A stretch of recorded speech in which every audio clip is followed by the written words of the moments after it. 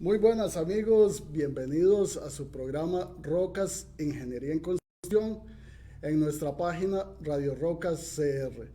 Recuerde que somos un programa original que acerca a la comunidad técnica e ingeniería y arquitectura a la sociedad. Distinguidos seguidores, hoy nos acompaña en el programa alguien que no necesita mucha presentación. Estamos con el doctor Franklin Chan Díaz. Don Franklin, bienvenido Es al un programa. gusto, Rodolfo, un gusto estar acá. Muchas gracias, doctor, por haber aceptado la invitación y de compartir la experiencia suya con todos nuestros seguidores para nuestro programa. Es un honor y un privilegio contar con la presencia del astronauta Franklin Chan Díaz. Muchas gracias, muchas gracias. Gracias por sacar ese tiempo y vamos a conversar con el doctor Franklin Chan Díaz sobre el uso de hidrógeno como combustible de automóvil, Okay. que es un tema que usted lo tiene y lo está proyectando, y me parece que la sociedad pues se debe enterar un poco de cómo va esa investigación, qué se está trabajando, pero lo vamos a ver en el momento. Don Franklin, iniciemos con la pregunta, ¿qué es el hidrógeno?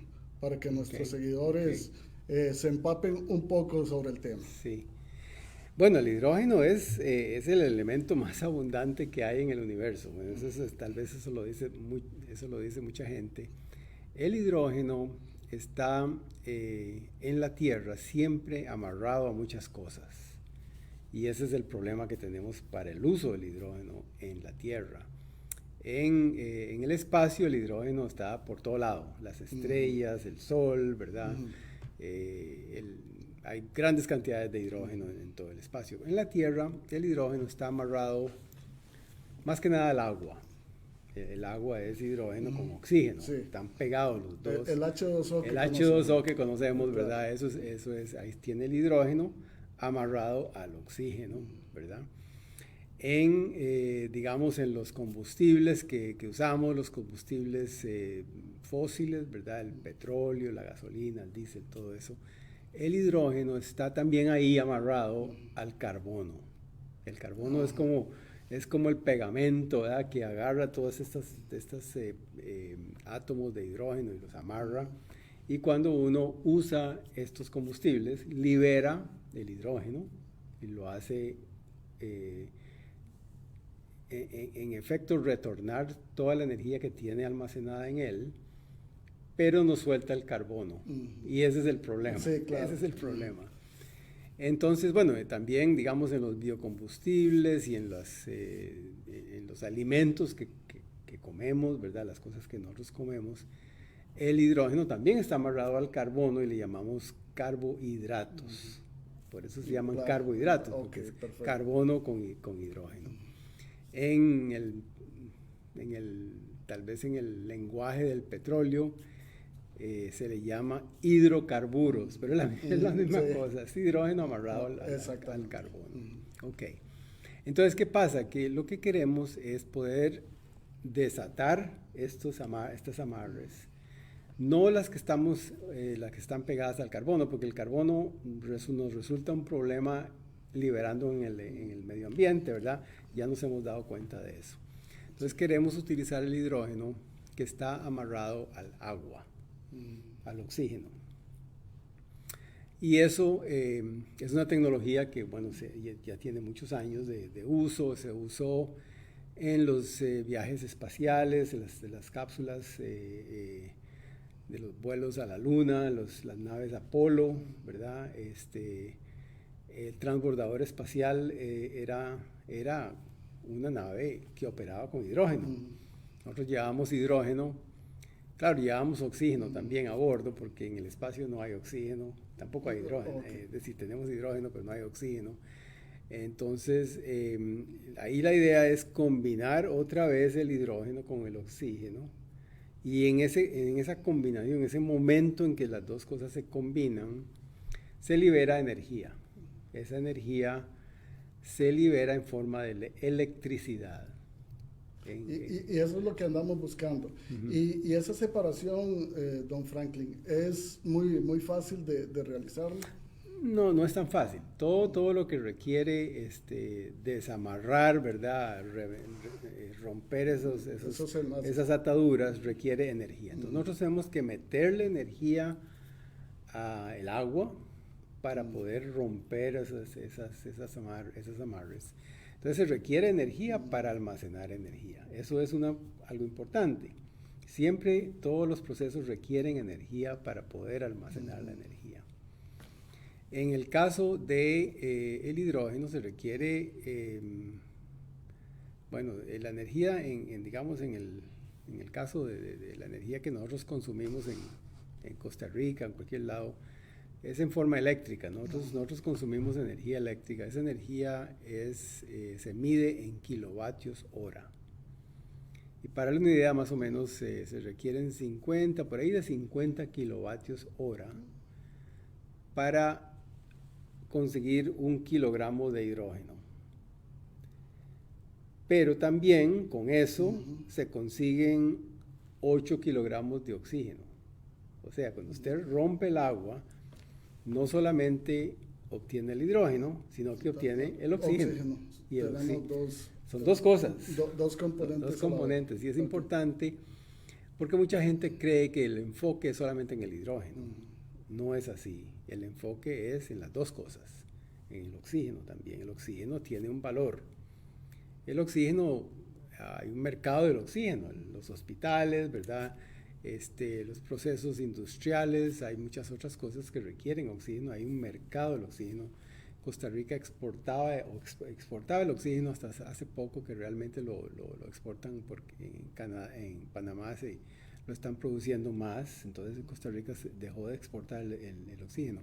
Pero el oxígeno tiene un mercado importante que queremos recapturar otra vez en Costa Rica. Pero claro, nos interesa el hidrógeno. El hidrógeno también. Okay. Entonces el hidrógeno lo agarramos, una vez que se rompe esa atadura, guardamos el hidrógeno y el oxígeno también lo guardamos para venderlo también, pero guardamos el hidrógeno y lo guardamos en tanques. Eso requiere más energía todavía, tenemos que comprimir el hidrógeno para que quepa en un tanque pequeño relativamente, y el hidrógeno tiende a ser bastante ralo. Entonces hay que comprimirlo bastante para que se meta bien al tanque. Eso requiere energía. Y bueno, una vez que eso ocurre, el hidrógeno ahora nos sirve para cualquier cosa. Podemos con ese hidrógeno producir electricidad otra vez. La misma electricidad los 50 kilovatios que utilizamos ahora vamos a recuperar parte de esa energía, no toda, porque ningún proceso termodinámico es 100% eficiente. Sí. Siempre hay ineficiencias. Pero lo importante es que la energía era gratis. Básicamente la energía viene del sol, ¿no? Claro.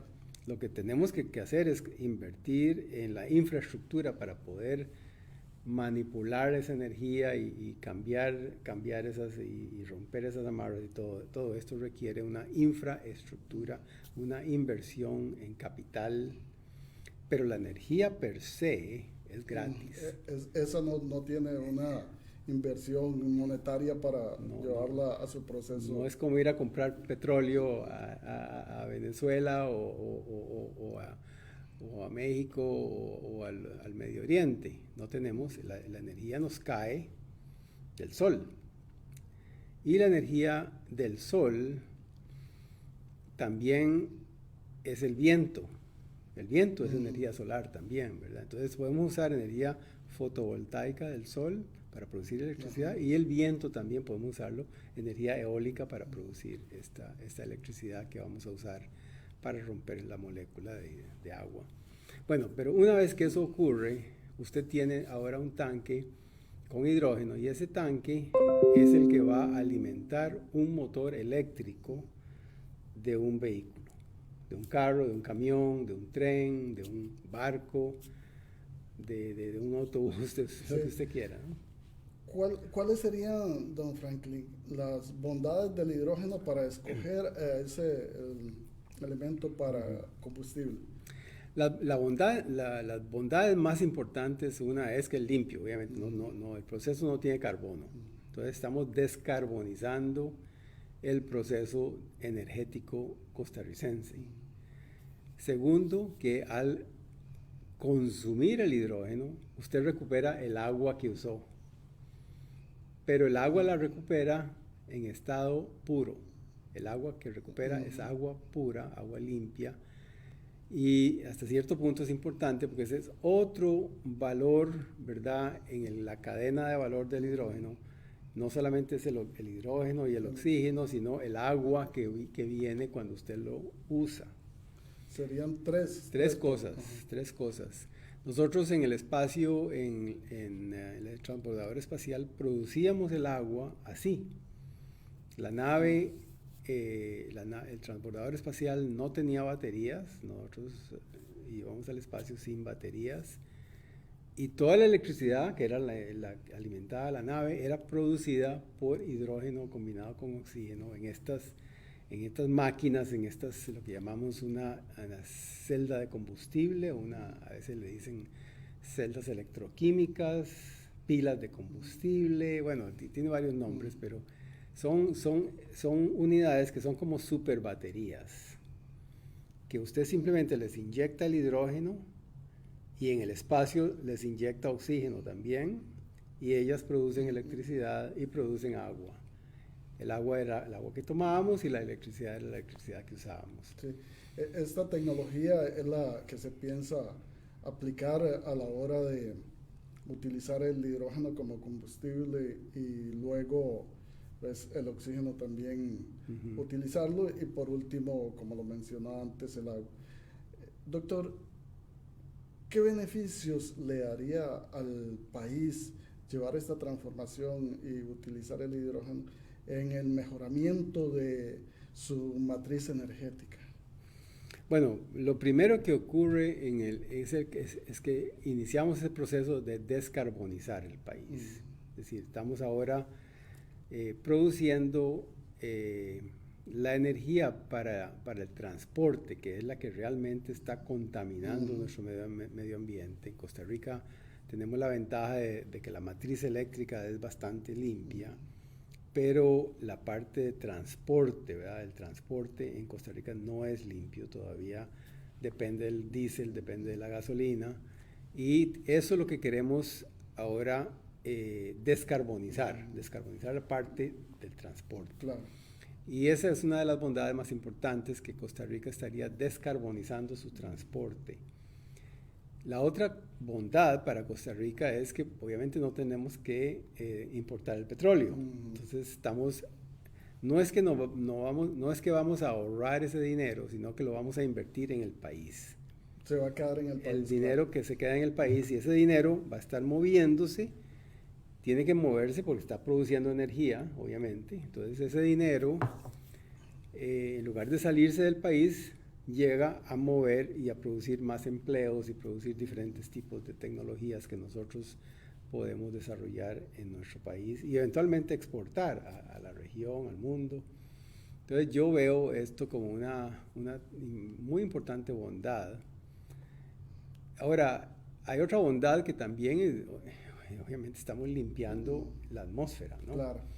Estos automóviles de hidrógeno, cuando andan por la carretera, están consumiendo el oxígeno del aire, están chupando el oxígeno del aire que está en el aire, ¿no? Ajá. Pero al hacerlo, el aire es filtrado. Los carros, los automóviles tienen unos filtros muy especiales, porque la celda de combustible que está consumiendo el oxígeno del aire necesita aire puro. Entonces el carro lo limpia antes de suministrárselo a la celda de combustible, pero no usa todo el aire que chupa, sino que a veces tiene más de lo que necesita, entonces lo bota. Pero ya va limpio. Ya va limpio. Okay. Entonces sí. el aire que bota el vehículo es más limpio que el aire que chupa.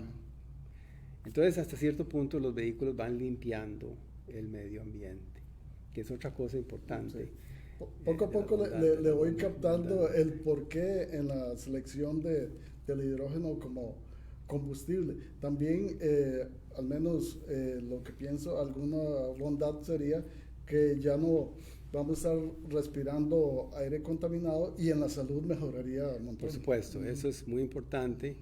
Eso es algo que es una externalidad, tal vez lo estamos viendo como una externalidad. Nosotros consideramos que el precio del combustible fósil hasta cierto punto está subsidiado por el medio ambiente, ¿me entiende? Porque el medio ambiente está pagando por esos daños que le estamos haciendo y nosotros no estamos teniendo que pagar por eso. Claro.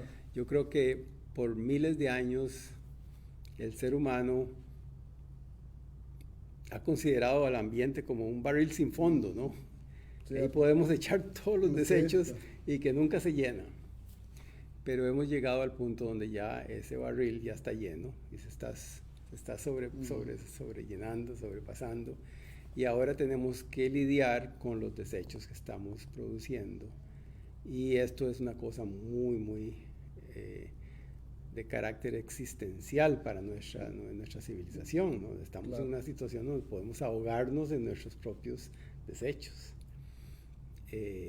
Entonces es algo urgente. Yo opino que el calentamiento global y toda la parte del cambio climático es importante. Más importante aún es la calidad del aire que estamos respirando. Que nosotros no sentimos tal vez los contaminantes que estamos inhalando, porque muchos de estos contaminantes son inodoros, no tienen ningún olor, ¿verdad? Pero son dañinos. Sí. Ahorita que estamos en Houston, yo observaba la cantidad de carros que se mueven acá y pensaba antes de venir por acá, ¿cómo hace el planeta para soportar tanta emisión de CO2 a la atmósfera? Porque esto es en esta ciudad y está pasando lo mismo en todas las ciudades del mundo y yo no me explico cómo el planeta soporta tanto, ¿no? Y como usted lo mencionó antes, creemos que es enviar contaminantes y que no pasa nada, ¿no? Sí, ya estamos llegando al punto donde el planeta mismo ya dice, ya no puedo más, ya no puedo sostener este tipo de ritmo de vida y tenemos una población cada vez más creciente. Para mediados de siglo vamos a tener 10.000 millones de personas en el planeta y hay también el desarrollo que está ocurriendo en los países que van en vías de desarrollo, que están produciendo y consumiendo más y más energía, más y más recursos. Entonces es un problema que va aumentando no linealmente, sino exponencialmente. Claro. Y es un problema muy serio, porque llega el momento en que la atmósfera, que es finita, ya no puede aguantar. Y nosotros empezamos a asfixiarnos en nuestros propios desechos. Sí. Muy bien. Doctor, vamos a ver, ¿cuáles serían las fuentes? Profundicemos un poco. Las fuentes para tomar ese combustible, hablemos como el hidrógeno, ¿no? Bueno, la materia prima que necesitamos es sol, viento, ¿verdad?, que produce la electricidad, y agua. En Costa Rica tenemos suficiente agua en todo lado. Y la gran ventaja de esto es que el transporte del combustible, del hidrógeno, ya no se haría, digamos, en camiones, cisternas ni nada de eso, sino que se hace eléctricamente, por una red eléctrica. En Costa Rica tenemos una red eléctrica muy buena. Entonces podemos transportar la energía eléctricamente por la red eléctrica y producir el hidrógeno en sitio, en el lugar donde se necesita, porque ahí siempre hay agua, ¿verdad? Y el agua no se pierde, el agua se recupera. Entonces es un ciclo cerrado, claro, ¿verdad?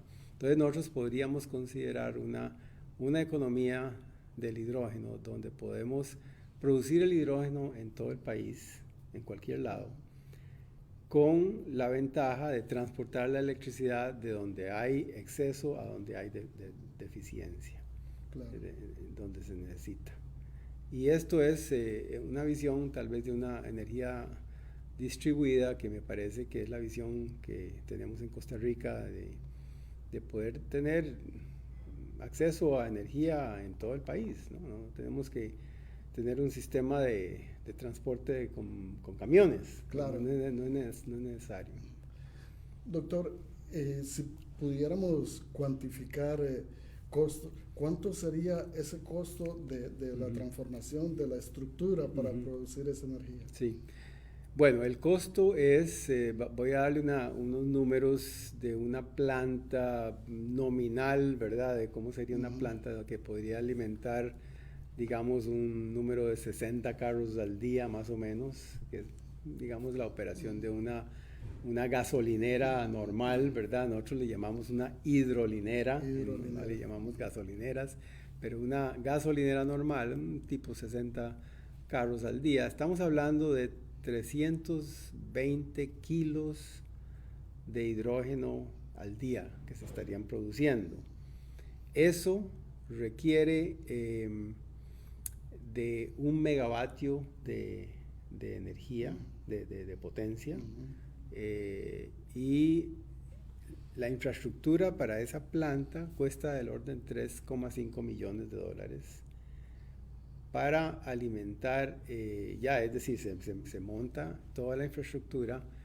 El hidrógeno estaría costando del orden de $7.50 a $8 el kilogramo. Eso es un número que lo tenemos así porque 1 kilo de hidrógeno te transporta el doble que 1 galón de gasolina. Entonces, cuando hablamos del costo del hidrógeno, tenemos que compararlo con el costo de 2 galones de gasolina. En Costa Rica, 2 galones de gasolina andan por $7.5, $8, por ahí anda la cosa. Entonces, el hidrógeno, el precio del hidrógeno en Costa Rica, que queda tablas, es del orden de $7.50, por ahí $8 el kilo. Entonces, claro, cuando estamos produciendo 320 kilos al día de hidrógeno, estamos produciendo 8 veces más la producción de oxígeno. Entonces, estamos produciendo 2.400 kilos de oxígeno por día. Entonces, eso hay que venderlo. Claro, es un gran potencial. Ahora, si lo comparamos, ya hablamos de las bondades, si transformamos el combustible en Costa Rica, pues estaríamos ahorrando un montón de beneficios y las externalidades positivas también que tiene el proyecto. Doctor, ¿cómo se encuentra actualmente el estado del arte en la investigación? Bueno, el hidrógeno es ya una tecnología que está en uso, ya es comercialmente, está en operación en países digamos en los países del norte de Europa, de los países escandinavos. Alemania tiene muchas estaciones de hidrógeno, muchos vehículos de hidrógeno en circulación. En Alemania hay trenes ya de hidrógeno operando. En Noruega acaban de inaugurar un barco, un ferry que está operando con hidrógeno. Japón es un país que está adoptando la economía del hidrógeno completamente. Ahora en las Olimpiadas del año entrante van a tener la Villa Olímpica, va a ser completamente operada por hidrógeno. China está a pasos agigantados, ya los subsidios en China no son para los vehículos de batería, sino que los subsidios ahora son para los vehículos de hidrógeno. El país ha cambiado y ahora están moviéndose hacia el hidrógeno. Corea del Sur también está en esto. En Estados Unidos el enfoque del hidrógeno está más que nada en California. El estado de California tiene leyes muy fuertes en cuanto a la conservación del medio ambiente. Entonces tienen ya más de 6.000 vehículos operando en hidrógeno, tienen buses. Y bueno, en Latinoamérica desafortunadamente no tenemos a nadie excepto Costa Rica. Costa Rica se ha convertido en el pionero de hidrógeno. en la operación de hidrógeno limpio, ¿verdad? Y en la operación de todo el ecosistema. En Brasil hay un poquito de trabajo en buses de hidrógeno. Hay un proyecto, está liderado por la Universidad de Río de Janeiro, que están desarrollando buses ya comercialmente de hidrógeno. Tal vez hay iniciativas también en Chile, en Australia, Nueva Zelanda. Son pedacitos que empiezan, pero en Costa Rica ya vamos en la punta de la lanza. En la dirección que debemos de ir, si se está aplicando en países desarrollados y ya se han observado las bondades que tiene, me parece, pero súper genial que Costa Rica pues esté siendo pionero en este tipo de tecnología. Don Franklin, en Liberia tenemos un bus que me ayuda, Newti, se llama. Newti, que está operando con hidrógeno. ¿Qué otras aplicaciones podemos tener el hidrógeno? ¿Dónde lo podríamos utilizar? Bueno, ahora tenemos automóviles también, no solamente el bus, sino ahora tenemos el Toyota Mirai, que llegó a Costa Rica a principios de este año. 4 de estas unidades ya están en operación, bueno, todo obviamente en Guanacaste, en las cercanías de Liberia. Hay una operación que la está desarrollando Purdy Motor. Purdy Motor ha sido un pionero en el desarrollo de la tecnología del hidrógeno en Costa Rica y han sido nuestros socios, han ido de la mano con nosotros desde hace muchos años, estamos trabajando juntos con ellos. Purdy Motor trajo los primeros vehículos de hidrógeno al país. Bueno, los vehículos, los primeros, no buses, sino los primeros automóviles al país. Y tienen ahora en operación uno en Las Catalinas, que es un complejo turístico en el noroeste del país, en Guanacaste. Y es un complejo, es una villa turística donde no se permite vehículos de combustibles fósiles, tienen que ser todos eléctricos. Y el Toyota Mirai queda muy bien, entonces el vehículo está ahí, nosotros lo llenamos de hidrógeno y el vehículo lo usan los huéspedes de Las Catalinas para ir a pasear o ir a explorar las bellezas de Guanacaste, claro, en una condición limpia. Entonces queremos ampliar esta actividad construyendo más estaciones de hidrógeno, tanto no solo en Guanacaste, sino también en el Valle Central, en San José, donde hay tantos vehículos que se pueden utilizar con hidrógeno. Escuchando esto, don Franklin, bueno, en algún momento de mi vida yo fui pescador. Me parecería interesantísimo poderlo utilizar en todas las lanchas de pesca que están en el Golfo de Nicoya y por todo el país, porque yo recuerdo la contaminación con diésel que se daba al mar. Claro, hay un barco que está ahora en operación, está dándole la vuelta al mundo, se llama el Energy Observer, es un barco francés que es totalmente operado con hidrógeno y produce el hidrógeno con el agua del mar, ¿no? Es decir, están en el agua, entonces producen el hidrógeno con el agua de mar y usan energía solar y energía eólica para alimentar las celdas de la producción de hidrógeno. Es un vehículo que a lo mejor llega a Costa Rica, en algún momento nos visita, pero lo interesante del hidrógeno es que tiene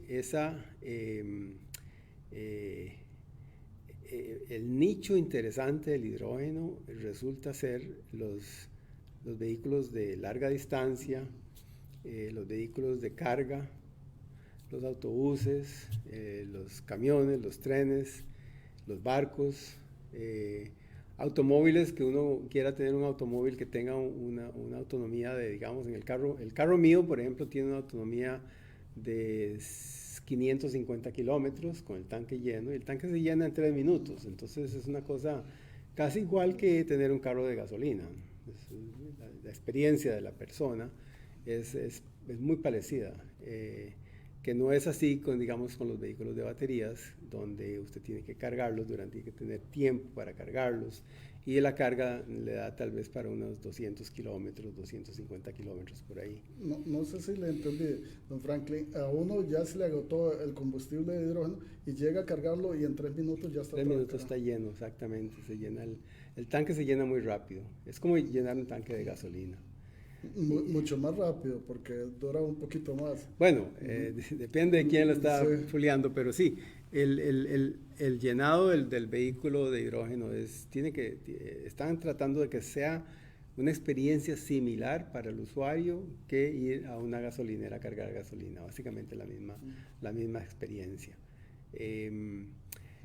Y bueno, como les decía, lo importante aquí es el nicho interesante resulta ser los vehículos que tienen que estar en movimiento todo el tiempo y los vehículos de carga, los vehículos grandes, los autobuses, los camiones, los trenes. Que son los que más contaminan. Que son los que más contaminan y también que para que tengan un rendimiento financiero no pueden estar parados cargándose, claro. Tienen que estar moviéndose continuamente, ¿verdad? Lo mismo ocurre con los aviones. Ahora la NASA tiene un proyecto muy interesante en el cual nosotros estamos un poquito conectados ahí en el desarrollo de aviación, ¿verdad? Hidrógeno, vehículos de hidrógeno en aviones. Los aviones contaminan mucho también. Claro. Don Franklin, digamos ya para la parte de comercialización del hidrógeno, según su visión, ¿esta comercialización sería pública, sería privada o una alianza público-privada? Bueno, eso ya tiene más que ver con las regulaciones de Costa Rica. Yo creo que las dos cosas funcionan. En el caso nuestro tenemos una operación privada, nosotros tenemos toda la producción eléctrica de nuestra planta en Liberia es solar. Tenemos paneles solares que nos generan 100% de la electricidad que necesitamos en el edificio. Y tenemos excedentes bastante grandes. Esos excedentes energéticos ahora se están utilizando para producir hidrógeno y ahora sí alimentamos el vehículo también. Yo tengo un carro ya de hidrógeno que es mi carro. Ese es el carro que yo uso allá en Liberia. Solo en Liberia lo puedo usar, no lo puedo usar en Estados Unidos porque aquí todavía no, aquí en Houston esa es la capital del petróleo, ¿no? Claro. No estamos con hidrógeno, pero sí lo podría usar en California, ¿no? Pero en Costa Rica solamente en Guanacaste lo podemos usar por ahora.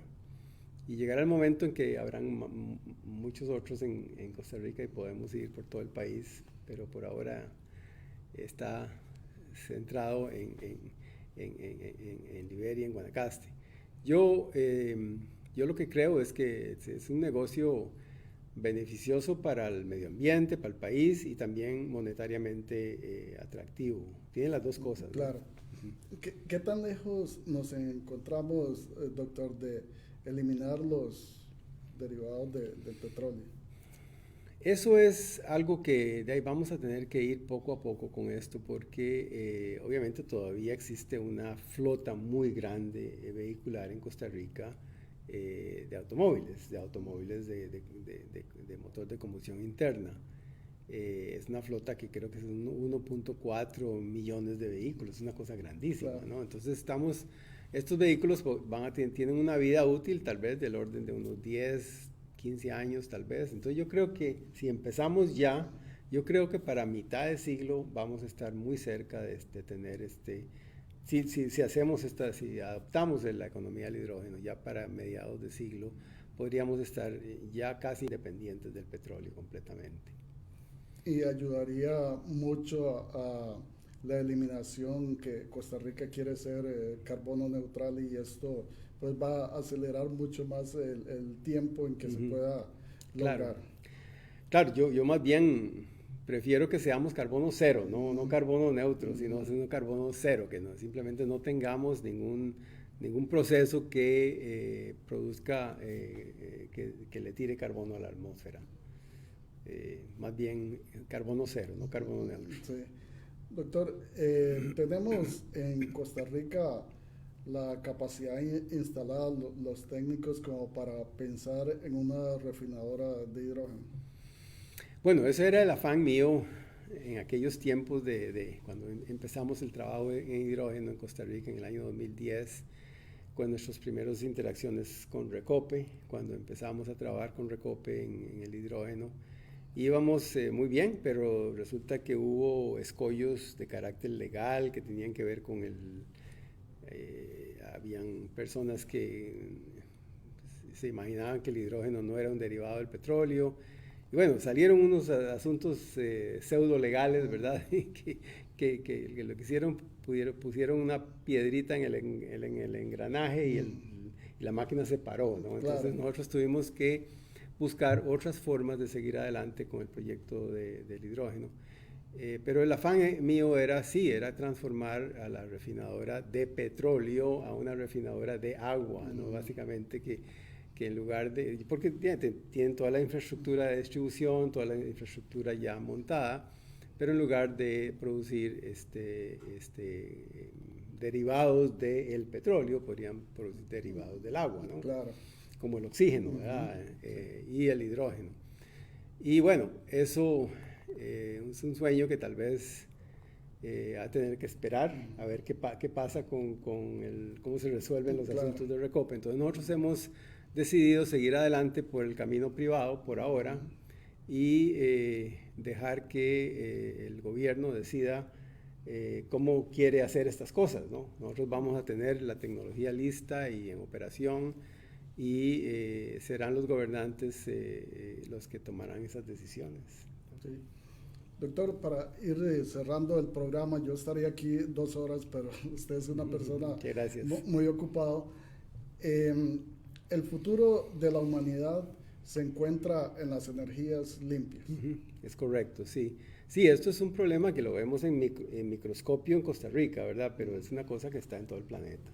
Y nosotros en Costa Rica estamos en una posición privilegiada hasta cierto punto, porque tenemos todas las bondades del buen clima, ¿verdad? Y no tenemos que tener, no nos cae nieve, no tenemos una situación de súper desértica, ¿verdad? Entonces, hemos sido bendecidos por la naturaleza.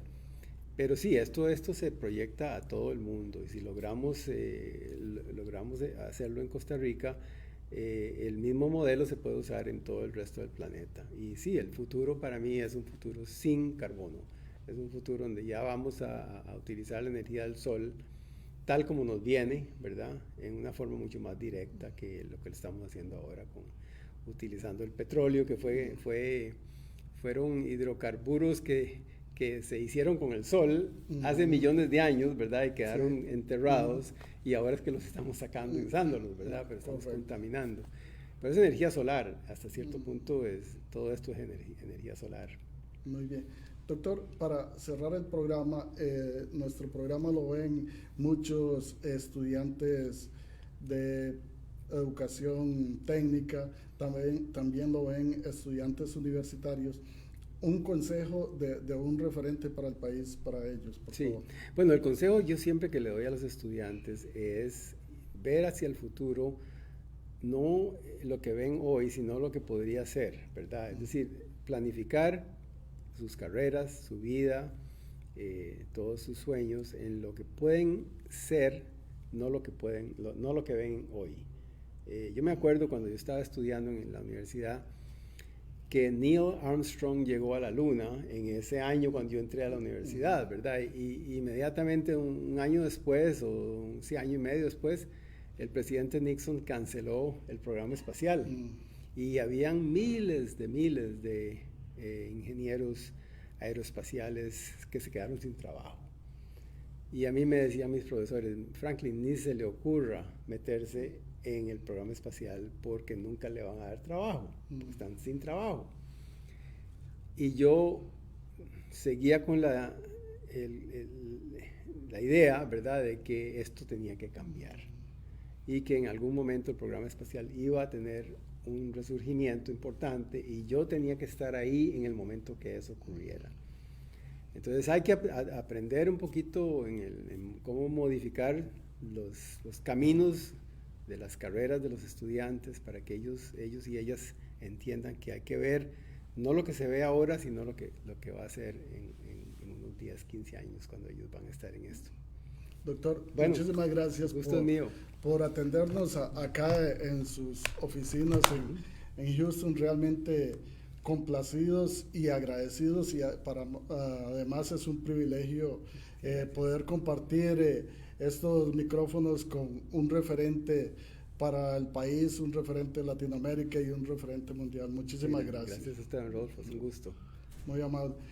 Estimados seguidores, pues muy complacidos de compartir con el doctor Franklin Chan Díaz.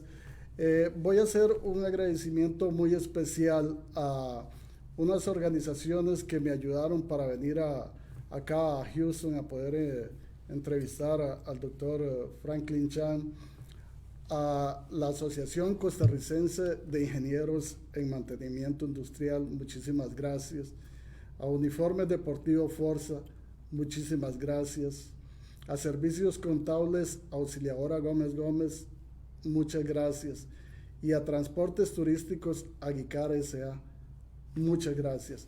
Estamos muy agradecidos con ustedes que hicieron posible estar acá con el referente del país, el doctor Franklin Chan Díaz. Amigos, fue un gusto traer este programa para ustedes. No les digo que si haya alguna consulta que quisieran hacer, pues no sé si el doctor tiene el tiempo para contestar. Él va a ver las preguntas que ustedes envían y la contestará en un tiempo prudencial. Entendamos que es una persona muy ocupada. Que pasen un magnífico fin de semana y fue un gusto estar con ustedes en el programa Rocas, Ingeniería en Construcción, que le da voz a la ingeniería y a la arquitectura.